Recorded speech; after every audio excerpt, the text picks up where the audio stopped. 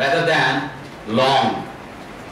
ఎంత కాలం మనం బ్రతికేమనే దానికంటే కూడా ఎంత గొప్పగా బ్రతికేమనేది చాలా ప్రాముఖ్యమైనదని అంబేద్కర్ గారు చెప్పినట్టు, ఆయన పలికినట్టు మాట నేను చెప్తా ఉన్నాను కదా. నాది బయాలజికల్ సైన్సెస్, మైక్రోబయాలజీ. మాకు వీటి మీద మాట్లాడే అవకాశం బహు తక్కువ.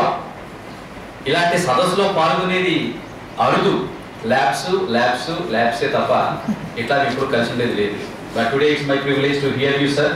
What a wonderful information that you have given to us.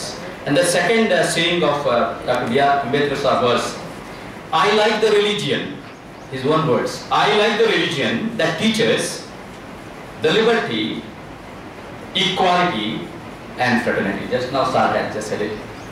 So మతాన్ని అనేటువంటి మొత్తం ఆయన ఏం పాయింట్ లేదు, కానీ ఏ మతంలో అయితే స్వేచ్ఛ అనేది ఉంటుందో, సమానత్వం అనేది ఉంటుందో, ప్రతి వ్యక్తి చేసే పనికి సగౌరవం ఉంటుందో, అట్లాంటి మతం ఏదైనా ఉంటే ఆ మతాన్ని నేను ఇష్టపడతానని చెప్పినటువంటి మహానుభావుడు.